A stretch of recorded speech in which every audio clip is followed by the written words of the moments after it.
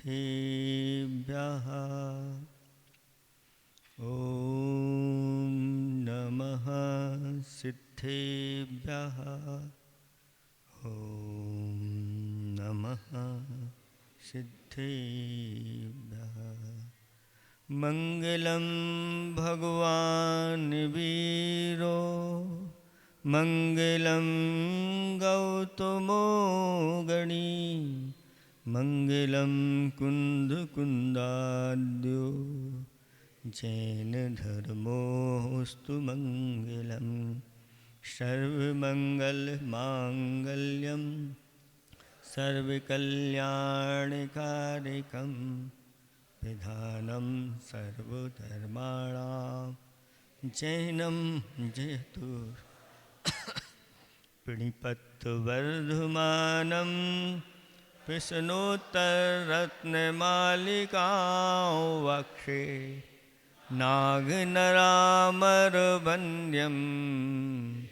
जीवं देवाधिपं वीरम्। देवादिदेव 1008 कैवल्य कमलापति आदि ब्रह्मा श्री आदिनाथ भगवान की जय। देवादिदेव 1008 घाटोल के बड़े बाबा श्री वासुपूज्य भगवान की जय। देवादिदेव 1008 वर्तमान शासन नायक महावीर भगवान की जय। परम पूजिक स्वाट आचार्य प्रवर गुरुवर श्री विद्यासागर जी महामुनिराज की जय। परम पूजिक स्वाट आचार्य राजर्षि अमोघ वर्ष महामुनिराज की जय। 3 कम 9 करोड़ मुनिराजों की। बोलो परम पूज्य 108 विमल सागर जी महाराज की। बोलो मुनि संघ की जय। पाठ करेंगे। का खलु नालंकृते दिष्टादिष्टार्थ साधन पटेयान कंठस्थितया विमला विष्णोत्तरत्नमालिकया भगवन् किमुपादेय गुरुवचनं हेयमपि च किमकार्यं को गुरु अधिगत तत्त्वा सत्यहिताभ्युद्यतः सततं त्वरितं किं कर्तव्यं विदुषा संसार संतते छेदा मोक्षतरोर्बीजं क्रिया सहितं किं पथदनं धर्मः का शुचिरे यस्य मानसं शुद्धं कः पंडितो विवेकी किं विस्मोधीरिता गुरुवा। धर्म स्नेही भवात्माओं, विष्णुत्तर रत्नमालिका के अंतर्गत क्रम क्रम से प्रश्न यहाँ करते चले जा रहे हैं और उनके उत्तर दिए जा रहे हैं। अभी तक कितने प्रश्न हो गए? 7 प्रश्न हो गए। कल 7वां प्रश्न हुआ था, यह शुचि कहा इस लोक में, यहाँ पर पृथ्वी लोक पर कौन शुचि माने पवित्र है? तो क्या उत्तर दिया था? जिसका मन पवित्र है, यानी जिसका मन पाप रहित है, वह इस पृथ्वी पर पवित्र है। और ऐसा कहा गया है, सर्वेषां शुद्धीनां मनः शुद्धि प्रशस्यते। सभी शुद्धियों में मन की शुद्धि जो है वही प्रशस्त श्रेष्ठ मानी गई है। सब शुद्धि कर ली, लेकिन अगर मन की शुद्धि नहीं है तो आप भगवान के सामने भी बैठे रहोगे, तुम आनंद नहीं आएगा। इसलिए आचार्य भगवान ने कहा, आप लोगों से इसलिए चौके में क्या बुलवाया जाता है? और शुद्धि के साथ साथ मन शुद्धि आपकी है कि नहीं? नहीं, मन में कुछ और चल रहा हो और यहाँ अगर आप आहार दोगे तो सही सही लाभ नहीं मिलेगा। इसलिए जब भी महाराज को आहार देने आओ तो मन जरूर लगा करके देना चाहिए। कुछ लोग कहते हैं महाराज हाथ लगा लें, तो हमारे अब वहाँ क्या बोले हम, और मन में हमारे यही आता है कि हाथ लगाओ अथवा ना लगाओ, अगर मन लग गया तो भी आपका आहार दान हो जाए। लेकिन मन आपका दूसरी जगह लगा रहता है और आपको तो देना है, बस कटोरी पकड़ा दी और इस कटोरी में क्या है यही पता नहीं,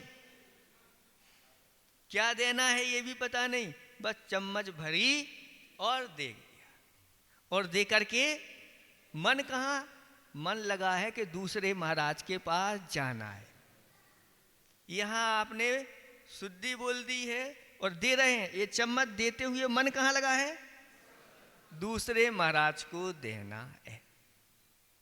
कुछ लोग चौके में आते हैं, अपनी वस्तु लेकर के आते हैं, तो उनकी वस्तु जो रहती है उनका मन उसी में लगता है, और क्या चीज चल रही है उससे उनको कोई लेना देना नहीं, उनकी वो चीज चल रही होगी वो रख देंगे अलग, लेकिन उनकी चीज जो है वो खिसकती हुई इधर से उधर आगे आगे पीछे उनकी चीज होती रहेगी।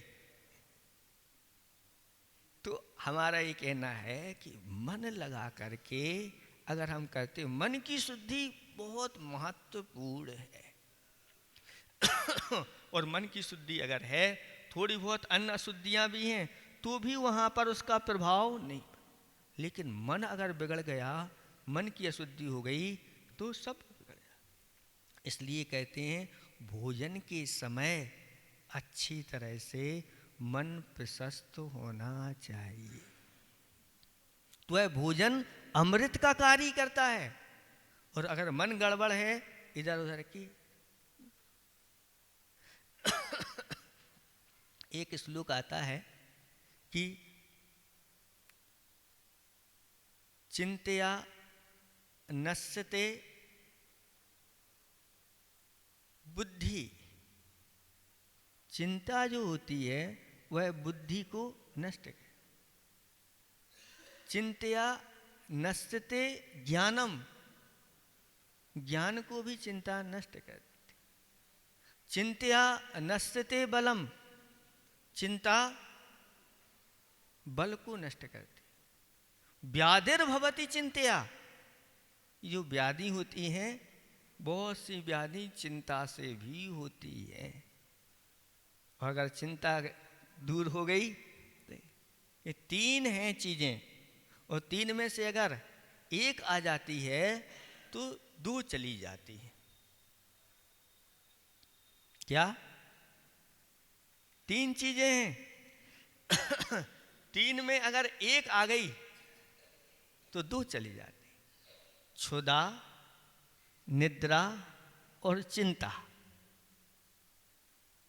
क्षुधा, निद्रा, चिंता।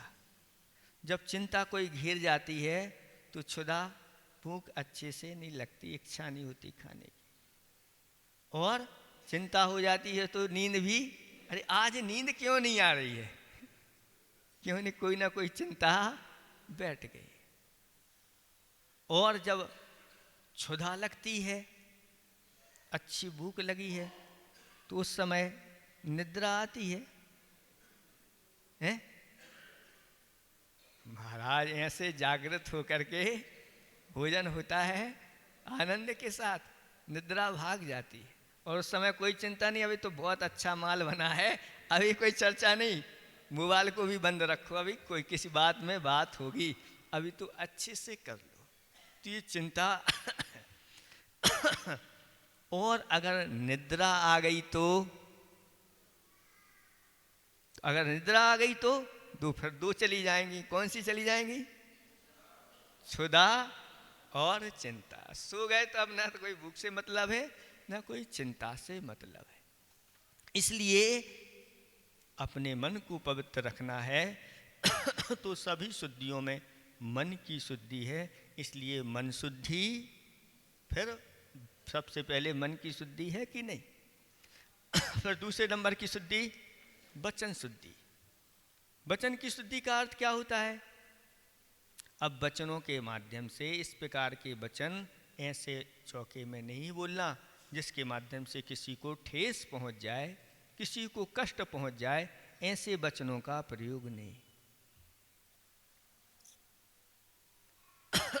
समोशरण में इंद्र बहुत सारे देव, चारों निकायों के देव वहाँ पर समूषण में खड़े रहते हैं और अच्छे अच्छे वचनों का प्रयोग करते हैं।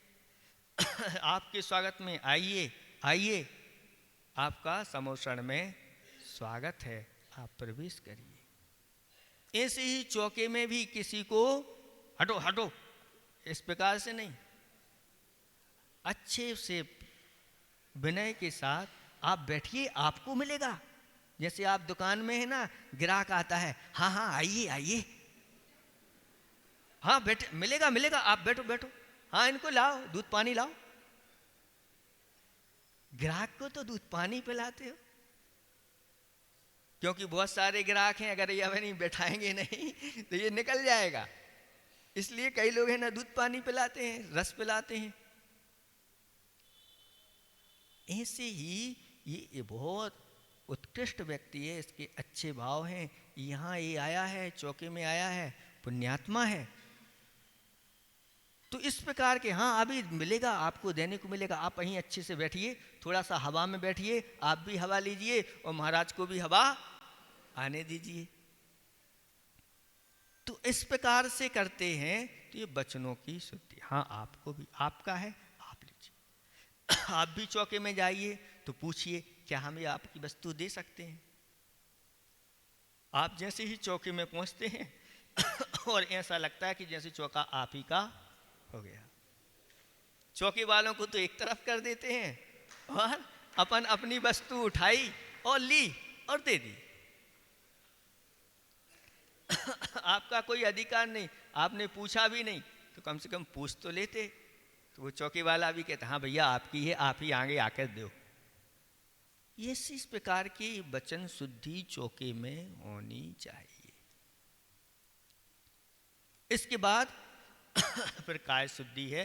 काय का शुद्धि है तो पूर्ण स्नान के साथ जो शुद्ध वस्त्र पहने हैं। पूर्ण स्नान का अर्थ कोई आधा आधा भी स्नान कर लेते हैं लोग, ऐसा स्नान नहीं होना चाहिए। पूर्ण स्नान का नहीं, जिन्होंने सिर से स्नान किया है और स्नान करने के बाद जिन्होंने शुद्ध वस्त्र धारण किए। ऐसे नहीं जल्दी जल्दी में आए और महाराज जो है ना आहार को निकल गए थे और कहीं बाहर से आए, बहुत जल्दी थी इतनी कि आहार देना ही देना है, नहाने ही भूल गए और सीधे वस्त्र पहन लिए। बाद में लोग कहते महाराज गलती हो गई। क्या गलती हो गई? जल्दी में आए और आज भूल गए और शुद्ध वस्त्र पहन करके आहार दी, स्नान ही नहीं कर पाए। ऐसे भी लोग होते हैं, क्योंकि कई लोगों को भूलने की बीमारी होती है और ऐसा हो जाता। तो ऐसा भी नहीं करना, इस प्रकार की शुद्धि के साथ होता है तो बहुत अच्छा होता है। इसलिए अपने मन को अगर आप पवित्र रखना चाहते हैं तो मन में इन पापों को मत आने देना। अब इसके बाद अगला प्रश्न आ रहा है, कहा पंडितः।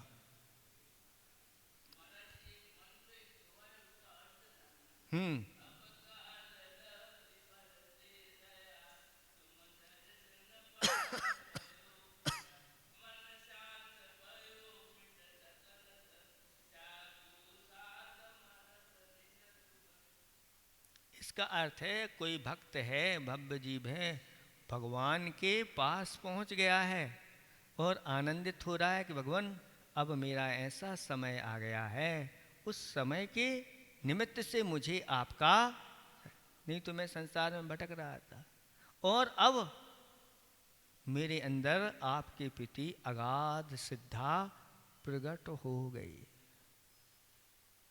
और आनंदित हो रहा है। अब मेरे सब संसार के द्वंद्व जो है वह मिट गए हैं। अब मन में बड़ा आनंद और शांति का अनुभव, क्योंकि वीतराग मुद्रा है और वीतराग मुद्रा को देख करके वीतरागता के लक्षण मतलब अंदर से शांत परिणाम हो जाते हैं। भगवान को जैसी सौम्य और शांत मुद्रा होती है उसको देखकर ये आता है ना, आप लोग पढ़ते हैं ना, भगवान की भक्ति। जिस पल तुमको देखा भगवन, उस पल जो आनंद मिला, मुझको ऐसा लगा कि भगवन सिद्ध शिला में जन्म मिला। तुम्हें देख कर किसको देखूं, किसको पाऊं दुनिया में, चरणों आऊं शीस झुकाऊं आप अलौकिक दुनिया में। जहाँ अलौकिक भगवान बैठे हों तो फिर इधर उधर हम देख रहे हैं, मतलब हमें अलौकिक चीज की पहचान नहीं। इसलिए मंदिर में देव शास्त्र गुरु हैं तो देव शास्त्र गुरु को अब बस हमें सब दुनिया से कोई लेना देना नहीं, कौन क्या कर रहा है अगर यही देखते रहोगे तो कभी आपकी मन की शुद्धि नहीं हो पाई। इसलिए हमें तो इधर उधर देख करके भगवान को देखना है और भगवान को देखते हुए आनंद। बीत रागता झर झर झरती, क्या तुमको झरना कह दूं, वातुसल की बहती धारा, क्या तुमको सरिता कह दूं, तेरे पद आनंद सरोवर और कहाँ इस दुनिया में, चरणों आऊं शीस झुकाऊं आप अलो। आनंद सरोवर है भगवान के चरण, लेकिन हम उनका आनंद कहाँ ले पाते हैं और इधर उधर में ही लगे रहते हैं। इसलिए ऐसे दर्शन करके जो सम्यक दृष्टि होता है वह कहता है अब मेरे सारे सकल दंड फंद सब शांत हो गए हैं, सब छूट गए हैं और मुझे बहुत शांति का अनुभव हो रहा है, ऐसी भावना के साथ। तो यहाँ पर अब अगला प्रश्न आ रहा है, कहा पंडितः, विवेकी नहीं पंडित कौन है? उत्तर बहुत अच्छा दिया जा रहा है, विवेकी। जो विवेकी है वही पंडित है। विवेकी का अर्थ क्या लेना यहां? विवेक से क्या लेना? सिर्फ ज्ञान ही नहीं लेना, ज्ञान तो सबके पास होता है, बुद्धि सबके पास होती है, लेकिन विवेक एक अलग ही चीज है। विवेक का अर्थ होता है विशेष ज्ञान। विशेष ज्ञान का अर्थ सिर्फ ज्ञान नहीं, विशेष का अर्थ यानी विवेक का अर्थ विशेष सावधानी। यानी प्रत्येक कार्य वह जो भी क्रिया करता है, चाहे बोलने की हो, चाहे चलने की हो, चाहे खाने की हो, चाहे कोई भी क्रिया हो, विशेष सावधानी पूर्वक करता है। विवेक का अर्थ होता है विभाजन, कब, कहाँ, क्यों, कैसे, कितना, आदि आदि। इन सब प्रश्नों को अपने चित्त में रख करके जो चलता है वह विवेकी कहलाता है। दाता जो होता है उसके 7 गुण होते हैं और उसमें एक होता है विवेक गुण। अगर बाकी के गुण हैं और विवेक गुण नहीं हैं तो वह सही सही लाभ नहीं उठा सकता, स्वयं भी लाभ नहीं उठाएगा और जिसको दिया जा रहा है वह भी सही सही लाभ। जैसे किसी के पास विवेक नहीं है और मुनिराज को पड़घान कर लिया और सर्दी में ऐसा भोजन करा दिया जिसके माध्यम से जाकर के महाराज भोजन करते ही नाक में से पानी बहने लगा, सर्दी हो गई, जुकाम हो गया, बुखार आ गया और हो गया काम। इसलिए कहा कि उसके पास विवेक होता है। विवेक यानी कौन सी ऋतु चल रही है, किस ऋतु के अनुसार कैसा उनको आहार देना। गर्मी का समय है और कोई महाराज के पास ठंडों में आए और देखा कि महाराज के लिए अच्छा सरसों का तेल लगाया जा रहा है और सरसों के तेल में भी ऐसी गरम गरम चीज़ें हैं वो डली हैं और खूब अच्छे रगड़ रगड़ करके हो गया। अब उनके यहाँ महाराज पहुँच गए गर्मियों में, तो उन्होंने भी, हमने देख के आए थे महाराज को क्या लगता है, और महाराज लेटे हुए थे तो अच्छा रगड़ रगड़ करके सरसों का तेल लगाया है। ये कहलाता है अविवेक। हम तो देख के आए थे, तो कौन से समय में क्या देखा, कब, इन सब में विवेक लगता है। इसलिए कहा कि काल की शुद्धि काल के अनुसार होना चाहिए, क्षेत्र की शुद्धि क्षेत्र का उसको ज्ञान होना चाहिए और द्रव्य की शुद्धि इन सब की शुद्धि के अनुसार और भावों की शुद्धि के अनुसार ये विवेक लगाता है कि कहाँ पर कितना कैसा, कौन सी चीज़ कब कितनी और कितनी मात्रा में देना। वही चीज़ अगर हमने अति मात्रा में दे दी तो गड़बड़ हो जाएगा। अगर महाराज अगर अपने विवेक से आहार नहीं लें और आप ही के ऊपर छोड़ दें तो आप तो जो है ना अच्छे से अच्छो है ना महाराज को पूरा का पूरा खिला दो, और जैसे ही खिलाने वाले और वैसे ही खाने वाले मिल जाए तो गजब हो जाए। अगर दोनों विवेक नहीं लगाएं, इधर से भी विवेक नहीं और उधर से भी विवेक नहीं, तो फिर अनेक प्रकार की विकृतियां सामने आने लगती हैं। इसलिए विवेक, जो विवेकी है वह पंडित है, उसको पंडित संज्ञा यहाँ पर दी जा रही है। ये पुरुषों के लिए कहा जा रहा है, तो महिलाएं अगर विवेकी हैं तो ये पंडितायन हैं। ऐसा नहीं कि सिर्फ पुरुषों को ही दिया जा रहा है, महिला को। ऐसा कहा गया है, संसार में समाज रूपी सकट यानी एक गाड़ी होती है और वह दुनियंत्रित पद्धति से तब ही चल सकती है जब उसके स्त्री और पुरुष रूपी दोनों चक्र एक सरीखे, सुदृढ़ और सदाचारी और विवेकी हों। जैसे गाड़ी के पहिए विवेकी है ना, एक से हों, दोनों सुदृढ़ हों अच्छी तरह से तो गाड़ी अच्छे से चलती है। ऐसे ही स्त्रियां और पुरुष ये समाज या ग्रस्त रूपी गाड़ी के दो पहिए हैं।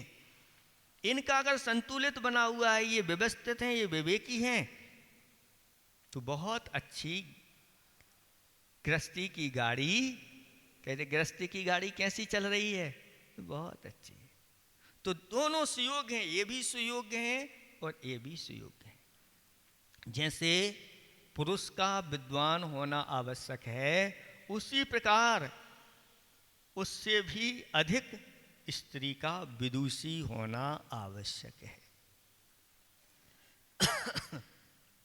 इसलिए स्त्रियों की शिक्षा अवश्य होना चाहिए। कौन सी शिक्षा, ये महाराज की बात सुन लेते हैं, जो शिक्षा, तो लौकिक शिक्षा में तो आप ऐसे पहुंचा देते हैं, यहाँ पर धर्म की शिक्षा मूल है। जिस धर्म की शिक्षा में सारे विवेक उसको सिखाए जाते हैं, ऐसे अगर वह शास्त्रों की ज्ञाता हो जाती है, चारों अनुयोगों की ज्ञाता बन जाती है, तो वह विदुषी कहलाती है, विद्वान कहलाती है। और ऐसी अगर विदुषी माता की जो संतान होती है वह भी फिर विदुषी होती चली जाती है। तो ये आवश्यक है। बालकों में अनुकरण करने की शक्ति तीव्र होती है। संतान में विदुषी माता का पुत्र अपनी माता के संपूर्ण सद्गुणों का अनुकरण करके जगतमान्य हो जाता है। अगर ऐसी माता है, वह विदुषी विद्वान है, सदाचारिणी है और सुदृढ़ है, अपने शील का पालन करने वाली है, तो फिर संतान भी उसी के अनुसार चलती है।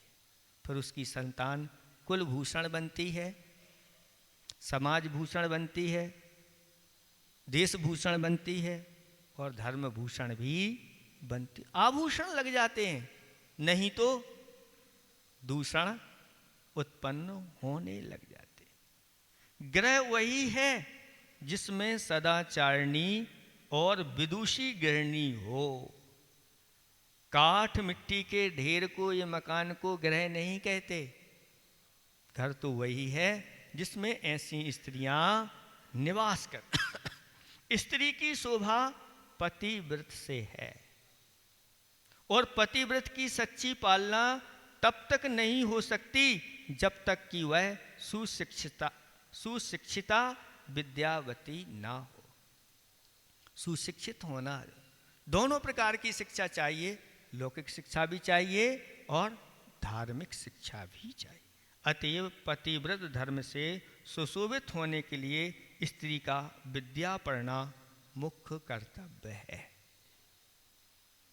शील रत्न को जो स्त्री धारण किए हुए है, उसे संसार के अन्य चमकते हुए रत्नों की आवश्यकता नहीं है। उस रतिरंभा के रूप को जीतने वाली स्त्री से, जो कि परपुरुष रत है, वह कुरूपनी, दरिद्रता, भिकारिणी 1000 गुणी अच्छी है, ऐसा कहा जा रहा है। एक स्त्री है, बहुत सुंदर है, रूप को धारण करने वाली, लेकिन उसका सदाचार अच्छा नहीं है तो उसकी अपेक्षा एक दरिद्री है, कोई महिला कुरूपणी है, भिकारिणी है, लेकिन उसके अंदर अगर पतिव्रतपना है, शीलपना है, तो उससे भी वह अधिक है। स्त्री के लिए पति सेवा के अतिरिक्त और कोई व्रत उपवास आदि महत् फल प्रद नहीं है। सुनो ध्यान से, ये विवेक की बात बताई जा रही है कि विवेकी स्त्री कैसी होती है और विवेकी पुरुष कैसे होते हैं। यहाँ पर कहा जा रहा है कि जो स्त्रियां पति सेवा में निरत रहती हैं, उनके ही उपवास और बड़े बड़े तप सार्थक होते हैं। नहीं तो उपवास आदि करो, व्रत खूब करती हो, इन्हें ताने देते रहती हो। उपवास करके ताने दोगे तो नहीं, ये आपके रक्षण नहीं। इसलिए ये पति सेवा उनका एक धर्म है। ऐसा बच्चियों के लिए बचपन से ही माता गुट्टी में पिलाती है।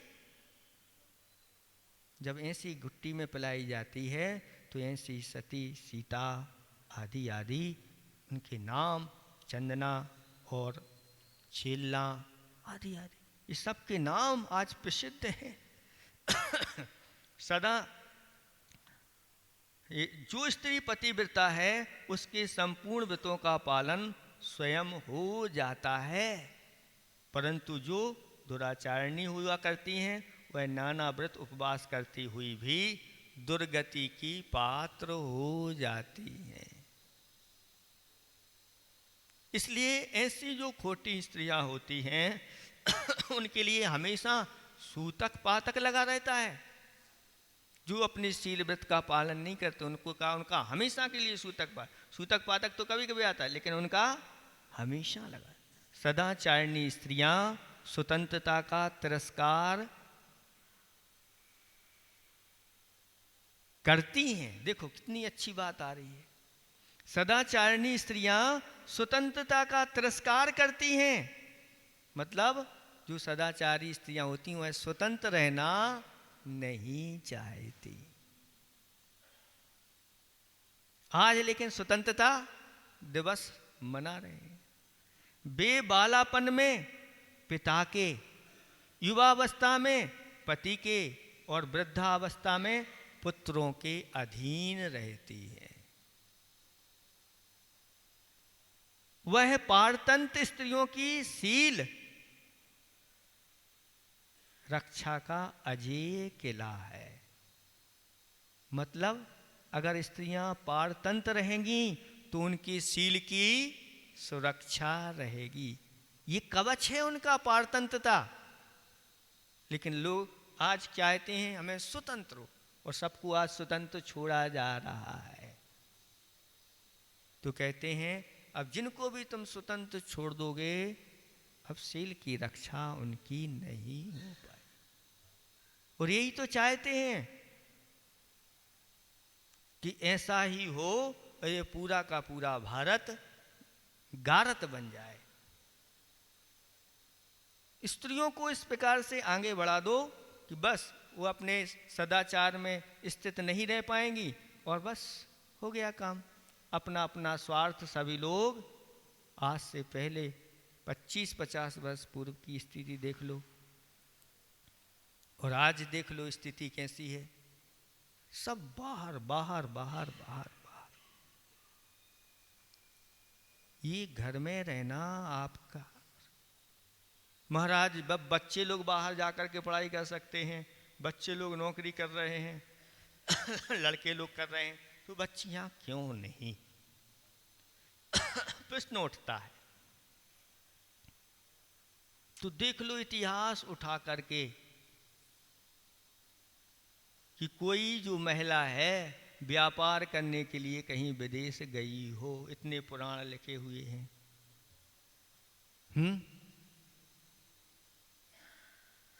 जैसे सेठ लोग व्यापार के लिए निकलते हैं अपने जहाज़ों में, मालूम व्यापार करके, तो महिलाओं के लिए, तो महाराज महिलाओं के लिए क्यों नहीं? तो देखो कहा है कि पुरुष तो होते हैं लोहा। क्या है ये? लोहा है। और लोहा सबसे टक्कर लेता है। उसका कुछ बिगड़ने वाला लोहे का, गाड़ी भी चढ़ जाए, कोई भी आ जाए तो कुछ नहीं। और लोहे को कहीं बाहर भी डाल दो तो भी डला रहता है, कोई उसको उठाता भी नहीं। लोहा है। और स्त्रियां होती हैं सोना। क्या है? सोना, स्वर्ण है। आप सोना है और सोने को यूं खुला छोड़ देते हैं क्या बाहर? बोलो, ये स्वर्ण है। आप अपनी कीमत नहीं समझ रही हो, और अपने आप को लोहा बना करके अपना पतन करके, और इस प्रकार के कार्य कर। सोने को तो हमेशा हमेशा सुरक्षित रखा जाता है, और सोने को कोई, सोने में कमी, वो अच्छी तरह से सोता रहता। आराम घर में रह करके आप, महल जैसा ये घर है, इसमें सब कुछ है आपके लिए, और यही रह करके अपनी सुरक्षा करो, अपने धर्म की सुरक्षा करो, अपने परिवार की सुरक्षा करो। अगर यह बाहर निकल गए तो फिर ना तो आपकी सुरक्षा, ना घर की सुरक्षा, ना धर्म की सुरक्षा, कोई सुरक्षा नहीं हो पाएगी।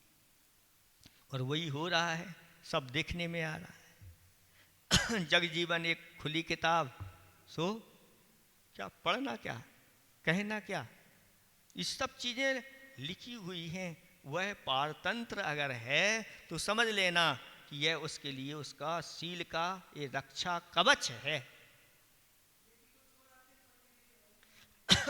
ये सब है ही नहीं ना ऐसी व्यवस्था। ये सब पूरी व्यवस्था शास्त्रों में लिखी हुई है, आप पूरे देख लो। इस प्रकार से देखो, और भी बहुत सारी चीज़ें आज बता देते। विवेक की बात आई है। विवेक कौन? स्त्री को एक शरीर से 2 जन्म धारण करने पड़ते।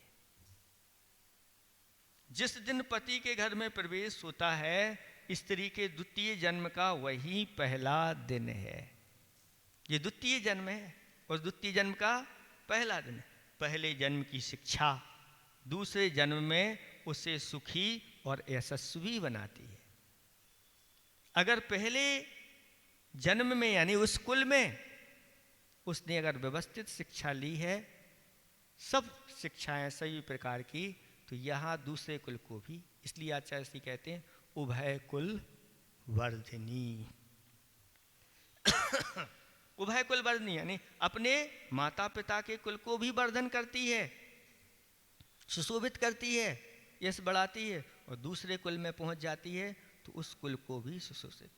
और आचार्य कहते हैं उन दोनों कुलों से अगर निकल करके हमारे जिनेंद्र भगवान के कुल में आ जाती है तो तीनों लोगों को सुशोभित करने लगती है।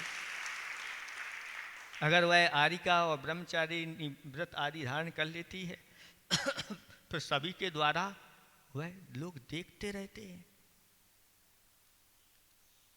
ये सारी की सारी जो बहनें प्रतिभा स्थली में रहती हैं वो बता रही थी कि एक बुजुर्ग हम लोगों के लिए अध्ययन कराने के लिए आते हैं उनकी कोई एक बेटी आई और जब उन्होंने हम लोगों को देखा तो बड़ी आश्चर्यचकित थी कि आप लोग ऐसी छोटी उम्र में और सब एक से बढ़कर एक बुद्धि संपन्न और सब देखने में भी बहुत सुंदर सब, और ऐसे व्रत को पालन कर रही हो, ये बहुत आश्चर्य हो रहा है हम लोगों को। तो कैसे अपने आचरण को, कैसा शुद्ध भोजन पान आदि सब कुछ, ये सब देख करके लोग आश्चर्यचकित होते हैं। तो ऐसी महिमा होती है कि जो उनको देख लेते हैं, उनके आचरण को देखते हैं तो कहते हैं वास्तव में ये है जीवन, ऐसा होना चाहिए। इसलिए दूसरा जन्म बड़ी सावधानी से अतिबाहित करना चाहिए, ऐसा कहा। अपने पति के प्रत्येक कार्य में जो मंत्री का काम देती है, सेवा करने में जो दासी के समान हो जाती है, भोजन कराने में माता का भाव रखती है, और सैया में रंभा के तुल्य सुखदायिनी है, ऐसी पृथ्वी के समान जिसमें क्षमा है और संपूर्ण ग्रह को धर्म मार्ग पर चलाती है, वह स्त्री विवेकी है। पति के प्रत्येक आचार विचार और शरीर व्यवस्था जो सहस्र नेत्रों से देखती है, परंतु परपति की ओर देखने में जो नेत्र शक्तिहीन हो जाती है, वही विवेकी स्त्री है। स्त्रियों के नष्ट होने के 7 द्वार हैं। पहला द्वार पिता के घर स्वतंत्रता से रहना, पहले ही द्वार है। अगर माता पिता के यहाँ जो बच्चियाँ रह रही हैं और अगर स्वतंत्र हैं, ना माता पिता से पूछना, ना कहाँ जा रहे हैं, कहाँ आ रहे, कर रहे, ये स्वतंत्र का तो पहले ही द्वार एक नष्ट होने का है। स्वतंत्र नहीं, माता पिता के अनुकूल उसको रहना चाहिए, जैसे माता पिता का। लेकिन माता पिता अभी विवेकी हो तब तो हो, नहीं तो माता पिता ही अविवेकी हो गए तो उसकी सुरक्षा भी नहीं हो। पर पुरुषों के साथ देखो इतना हो गया, पिता के घर स्वतंत्रता से रहना एक, दूसरा मेले ठेलों में जाते आते रहना दूसरा, तीसरा पर पुरुषों के साथ वार्तालाप का संबंध बनाए रखना। आज बच्चियों के पास मोबाइल होता है, आप उनको दे देते हैं, कितने उनके कॉन्टैक्ट हैं, किन किन से बात कितनी हो रही है, कब हो रही है, ये आपको सब पता है। महाराज कौन देखे, जाने तो दो। पति का निरंतर विदेश में रहना, पति ने ही अब छोड़ दिया, अब वर्षों नहीं आ रहे हैं, तो भी हो सकता है। पुष्चली स्त्रियों की संगति यानी खोटी स्त्रियों की संगति हो, और अक्षर शत्रु रहना यानी बिना पढ़ा लिखा होना, और पति का बुढ़ापा। इस प्रकार से कुछ चीज़ें हैं जो नष्ट होने में कारण बन जाते हैं। जब तक स्त्रियां शास्त्र विहित श्रावक कर्मों को अर्थार्थ गृहस्थ के आचार विचारों में दक्ष नहीं होगी, तब तक पुरुष अपने धर्म की भली भांति रक्षा करने में समर्थ नहीं हो सकते। अगर आप समर्थशाली नहीं बनोगे तो ये भी समर्थशाली नहीं बन पाएंगे। इसलिए गृह विज्ञान की कला अपने अंदर आना चाहिए। शास्त्रों में लिखा है कि जो स्त्रियां सबके सोने के बाद सोती हैं और सबको सुला करके सोती हैं और स्वयं उठ करके सबको जगाती है, ये व्यवस्था होना चाहिए। सबको खिला करके फिर खाती है। तो महाराज अभी इन लोगों की तरफ से शिकायत आएगी, महाराज ये तो 2-2 बजे तक जागते रहते हैं। तो अब इनके पास ये लक्षण नहीं है, अभी पुरुष के ये लक्षण नहीं, इनके पास विवेक नहीं कि जागना कब है और उठना नहीं। यही नहीं तो ये विवेकी कहाँ है? तो ये अविवेकियों की आपको साथ नहीं देना। आपके अंदर विवेक जागृत हो गया है।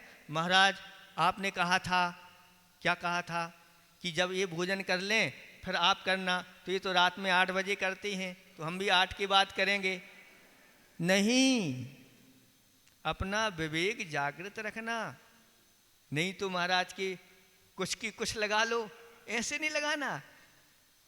ये 8 के बाद करते हैं तो नहीं, हम तो दिन में लेते हैं, हमारा संकल्प है, और दिन में, रात में आपके लिए हम नहीं। ये विवेक है। नहीं तो महाराज ने बताया था कि तो 10 के बाद करते, तो हमें भी 10 के बाद ही हम भोजन करेंगे। ये नहीं, ये विवेक नहीं, ये तो अविवेक है, अविवेकी है। अविवेकी के साथ अविवेकी नहीं होना, जो विवेकी हैं उनके साथ विवेक रखना। ये व्यवस्था बहुत अच्छी चलती है जिसके काम से घर की, अगर गृह विज्ञान की कला अपने पास है तो वह चला जाए। घर में ही महिलाएं इस प्रकार से बहुत सारे नुस्खे सीख जाती हैं कि डॉक्टर के पास बार बार जाने की कोई आवश्यकता नहीं पड़ती। वहीं के वहीं सब हो जाता है। यहाँ तक कि सांप बिच्छू भी काट खाते हैं तो भी वहीं के वहीं वह झाड़ फूक करके ठीक कर देती। इस प्रकार की उसके पास ये कलाएं सीख करके वह रखती है। स्त्रियां स्वभावतः पंडिता होती हैं। उनके कोमल कमनीय हृदय पर सद्विद्या बहुत शीघ्र अपना अधिकार जमा लेती। यानी इनको अगर कोई ज्ञान दिया जाए तो ये जल्दी से तैयार कर लेती हैं, हृदय में बैठा लेती हैं, तैयार। आप लोगों को पढ़ाने के लगे रहो पूरे 4 महीने भी, तो आपसे सुनाओ एक आध मंगलाचरण से कुछ नहीं। लेकिन इनको शिक्षा ये बहुत जल्दी ग्रहण कर लेती है, तैयार कर लेती हैं। बुद्धि, पंडिता, विदुषी, ये सब इनके पास ऐसे गुण होते हैं जो गुण उनके अंदर वह देखने में आते हैं, जिसके माध्यम से बड़े बड़े काम होते चले जाते।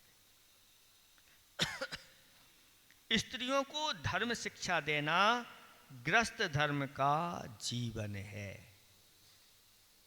इसलिए अपनी सारी पहले बच्चियां हैं, दुनिया में पढ़वे भेजो ना भेजो, लेकिन गुरुओं के पास या आरिकाओं के पास या पाठशाला जहाँ है उनको वो ज्ञान जरूर कराओ। अगर वो ज्ञान हो गया तो उनकी सुरक्षा है, नहीं तो नहीं। आज हम जहाँ भी जाते हैं, अब देख लो इसमें कितनी बच्चियां बैठी हैं, गिनती की 4-5 होंगी, बस ज़्यादा नहीं, बाकी कहाँ है? तो ये जिनका पुण्य तेज है, जिनकी होनहार अच्छी है, उनकी बुद्धि चलती है और बैठते हैं, लाभ ले लेते हैं। बाकी सब मोबाइल लिए होंगी और चला रही होंगी, कोई स्कूल गई होंगी, आदि आदि। इस प्रकार से ये सब चीज़ें होती हैं। तो ये स्त्री का अपने धर्म से एक बार ही पतित होना असह्य, अक्षम और कुल विप्लवकर है। इसलिए उसे अपने धर्म में स्थिर रहने के लिए अपने प्राणों से भी अधिक सचेत रहना चाहिए। इसलिए इस शील की रक्षा के लिए वह अपने प्राण भी दे देती है। ऐसा इतिहास है कि अन्य राजाओं ने चढ़ाई कर ली और उनके स्वामी को जीत लिया, तो उन स्त्रियों ने अपनी रक्षा के लिए कुएं में कूद करके शील की रक्षा की। हम अपने शील को तो सुरक्षित रहेंगे, मुझे जीवन नहीं चाहिए। ये है भारतीय संस्कृति। क्षण भर सुख के लिए कामांध होकर जो स्त्रियां पतित हो जाती हैं, वे अपने को अपने हाथ से एक बड़े भारी महासमुद्र में पटक देती हैं। नरकों के घोर दुखों में उन्हें अनेक सागर पड़े पड़े बिल्लाना पड़ता है, जो इस प्रकार से कामांध होकर के यदवा तदवा अपनी प्रवृत्तियां करने लगते। स्त्री की पर्याय स्वभाव से ही निंद है और पामर कही जाती है, परंतु वह तद विद्या, उस संबंधा विद्या, सदाचार और सुशीलता से जगत बंद और परम पवित्र भी मानी गई है। इसलिए जगत बंद का अर्थ क्या हो गया? अगर ऐसी स्त्रियां ऐसे पुत्र को जन्म दे देती हैं, तीर्थंकर जैसे पुत्रों, जगत बंद कहा उनको, जगत के द्वारा बंदनी हो गई, जगत माता हो जाती।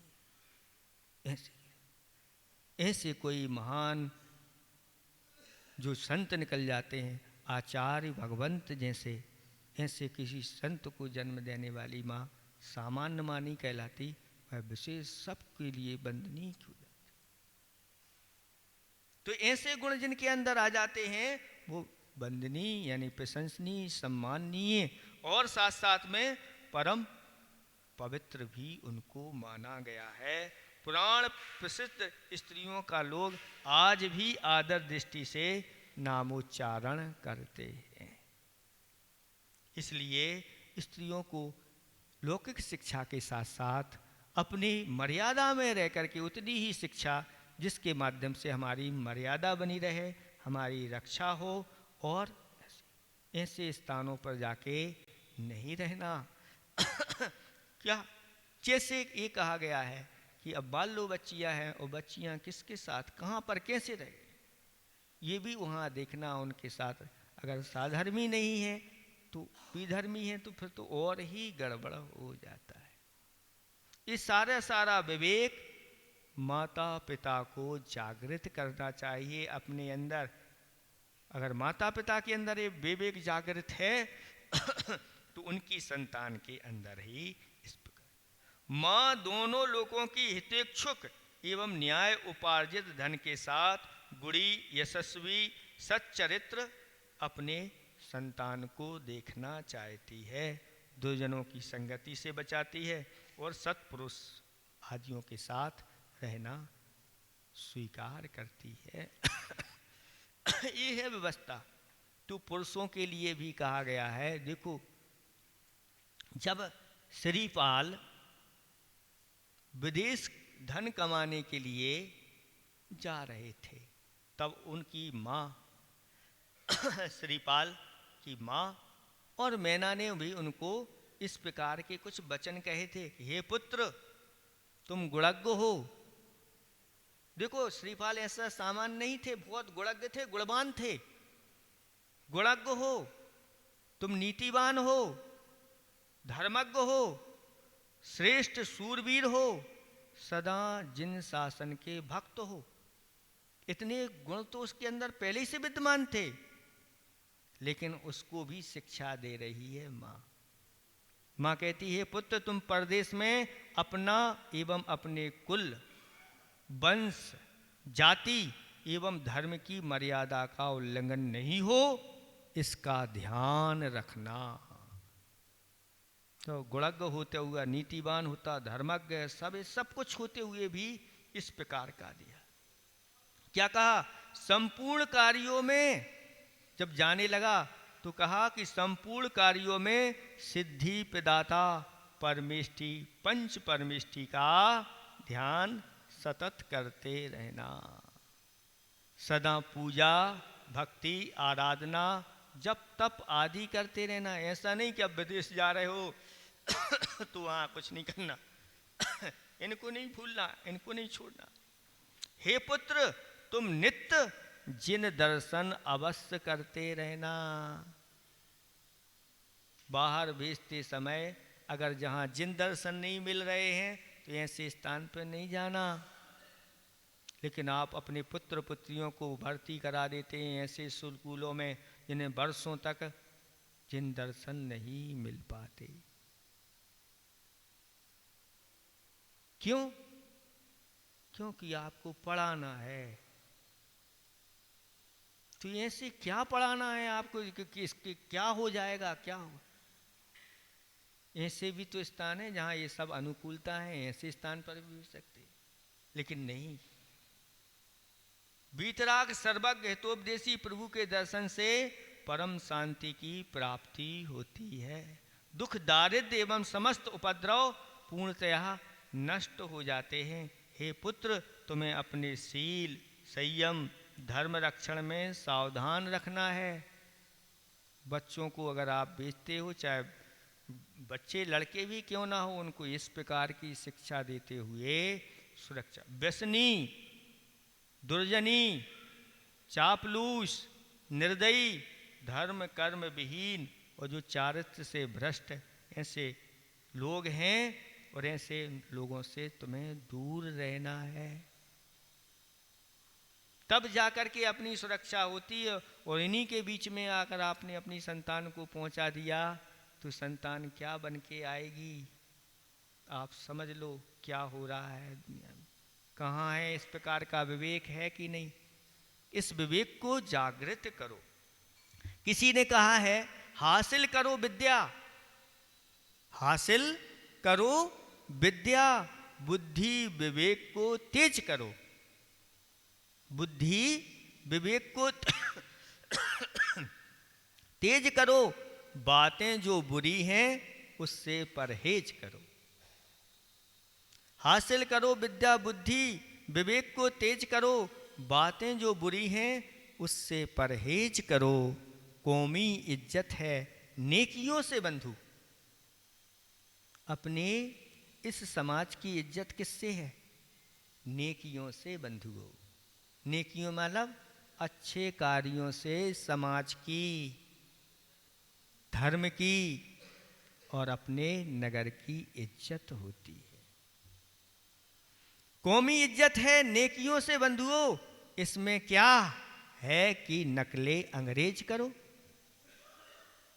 आप अगर ऐसे लोगों की नकल करो जिनको ना विवेक है ना अकल है, और उनकी नकल कर लोगे तो क्या होगा। इसलिए वो नकल छोड़ो, अपनी अकल लगाओ। और अगर अपनी अकल लगाते हैं और फिर अगर नकल कर लेते हैं, लेकिन वही नकल की जाती है जो करने योग्य है, सब नकल नहीं की जाती, तो वह सफल हो जाते हैं, नहीं तो नहीं हो पाते। इसलिए ये विवेक अपने अंदर जागना, कब कैसे क्या, पुरुषों के लिए भी ये विवेक रखें। कब सोना कब सोना, तो सोने का समय बताया गया है कि आप एक पहर बीत गया है, फिर उसके बाद सोने का समय आपका 9-10 बजे लगभग आप सो जाए। कितने बजे उठना, तो ब्रह्म मुहूर्त में उठने के लिए कहा। अब 4 बज गए, जैसे ही चिड़ियों ने चहचहाना प्रारंभ कर दिया, मुर्गों ने बोलना चालू कर दिया, तो अब जागने का ये समय आपका हो गया। लेकिन पता चला कि जब चिड़ियाँ चहचहाने लगीं, तब तक आपकी टीवी दिख रही है, मोबाइल चल रहा है, और बस अब चिड़ियाँ उठ गई हैं, अपन को सो जाना चाहिए। और सो गए तो फिर कब उठना, जब मंदिर के दरवाजे बंद हो जाए तो उठना। ये कहलाता है अविवेक। इसलिए अपने अंदर विवेक जागृत रखो। जल्दी सोना और जल्दी उठना, ये ही विवेकी मनुष्य की पहचान है।